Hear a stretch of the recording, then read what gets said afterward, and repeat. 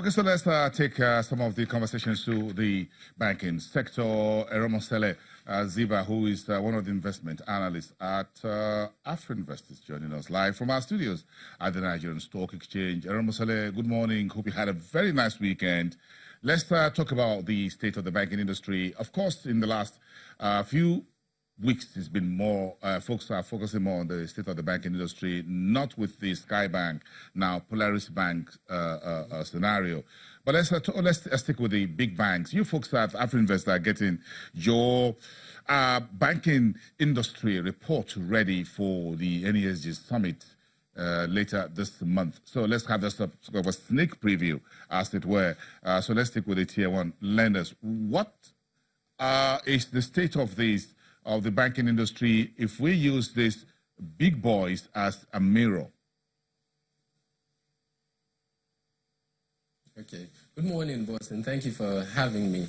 Like you rightly mentioned, looking at the Nigerian banking industry, I think you can give kudos to the Central Bank of Nigeria with the current state of the industry. As you can see, the apparent strength of the domestic banking industry. Just looking across a number of metrics, looking at capital adequacy ratio, for instance, where you have majority of the Nigerian banks adequately capitalized beyond the minimum requirements that were set by the CBN. Also looking at it in terms of return on equity, you have quite a number of banks, especially the tier one banks, with a double-digit return on equity. And for the likes of like GT Bank, for instance, you have ROE of up to 30%.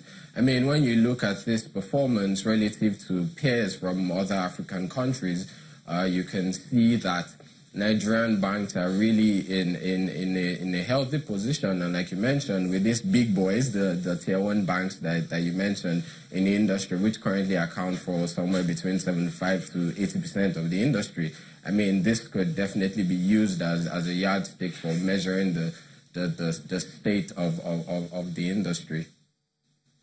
Okay, so when we look at where if you look at the state of the banking sector right now, Eromosele, and where folks says, credit is moving more through the tier two banks and less of the tier one, what's your outlook on the earnings we're expecting from these big banks when the third quarter numbers start coming in, the early birds, maybe this week, maybe next week?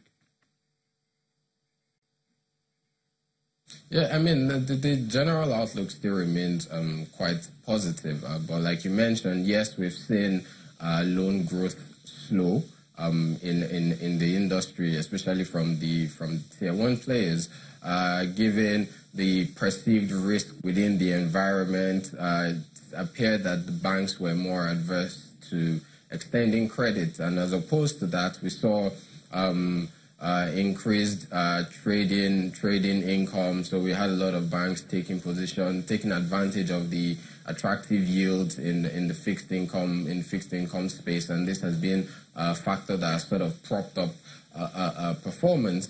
But that's not necessarily sustainable in the sense that we've seen yields trend lower from the high levels that we had last year. So there's definitely going to be that need to return to the strategy of extending credit. But obviously, we expect that they would still remain quite cautious in extending credit in order to mitigate any negative impacts that it could have on their capital buffers, as they all try to keep their non-performing loans within the stipulated limits that have been set by the CBN. But by and large, the expectation for their numbers is quite positive for the quarter.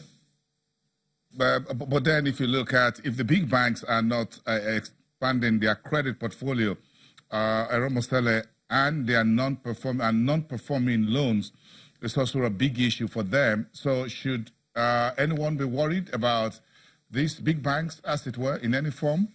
Because you are in business not just to collect deposits, you have to give out loans. Yes. I mean, guidance from most of the banks following the release of their H1 2018 result from the various analyst conference calls that were held, guidance actually pointed towards increased credit growth in the second half of the year. So, I mean, we're still waiting on Q3 results to start to trickle in to see if this has actually been put into effect. But I mean, looking at the tier 2 players in the industry, for instance, we already started seeing some credit growth from tier 2 players in the industry. And like I mentioned, with the guidance that we're getting from the tier 1 banks following their release of H1 2018 results, improving conditions in the domestic economy as well could potentially spur banks to start to extend credit, because like I mentioned earlier, if in the past their results have been largely driven by increased trading income, higher interest from investment securities as well, considering the fact that yields have trended lower relative to last year, as banks try to maintain a steady and healthy pace of growth, there will definitely be that need to explore other opportunities, and that's where loan creation would definitely seem inevitable for the banks. Are there concerns about the state of the big banks in view of the current political cycle? Are you folks at Afrinvest looking at the political environment, what happens between now and the next elections, and what happens under the new administration or the continuity of the current one? Well,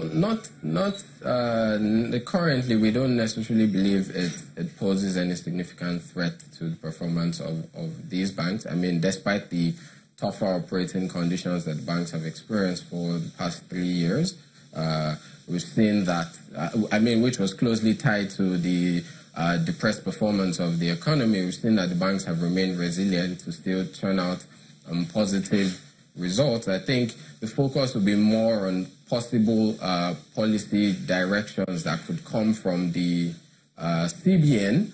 But I mean, currently, we aren't expecting to see any shock waves hit the market in terms of current policy guiding activities in the banking space. I mean, like I mentioned at the start of the interview, some of the steps that have been taken by the CBN have ensured that these banks are currently in a healthy position. I mean, the Basel II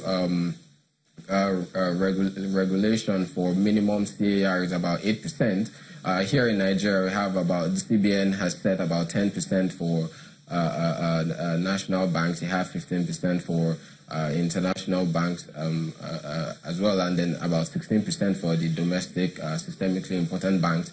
And majority of the banks have remained above this minimum. So, I mean, if you compare capital adequacy ratios of Nigerian banks, looking at the big guys, relative to other African peers across Egypt, Kenya, Ghana, and even South Africa, I mean, it's the Nigerian banks are in quite a healthy position with the highest capital adequacy ratio compared to these other regions. That's if you take an average.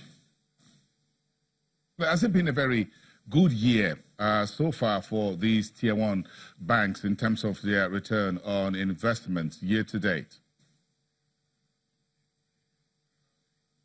Well, now we're talking price performance in the market. Oh, yes. Okay, well, I mean, price performance in markets has been quite negative. You know, in January, when we still had a rally in the market with the benchmark index rising as high as 17%, but since then we've seen steady sell-offs that have currently driven year-to-date performance to about 15%. I mean, the banks have not been excluded from this downturn in market performance, even though there's the broader broader factor which has stoked the generally negative sentiment towards emerging market assets. And I mean, if you look at other African countries and other emerging markets, you can see that majority of these markets are also down in the red. I think here in Nigeria, the political uncertainty as well has also dragged sentiment in the market. So looking at these tier one players that we're talking about, almost all of them are down in the red year to date. But again, we note that this isn't necessarily reflective of the performance of these banks, because if you look at their ROE, for instance, a key metric by which the performance of banks is measured, you can see that Nigerian banks are actually outperforming a lot of their peers. I mean, currently you have Nigerian banks average ROE of about 18%. I mean, if you had to exclude FBNH, for instance, which is the only tier one bank that had an ROE in single-digit region, then you'd have an average ROE closer to about 21-22%, which is quite significant. I mean, it's only the Egyptian banks with an average of about 25% that are performing better than Nigerian banks.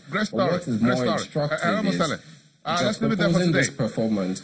My apologies. Let's leave it there for today. You just give us that particular one to wrap it up. Thank you very much, Eromosele Aziba, one of the investment analysts at AfriInvest, live from the Nigerian Stock Exchange, where studio is. Thank you about the tier one banks.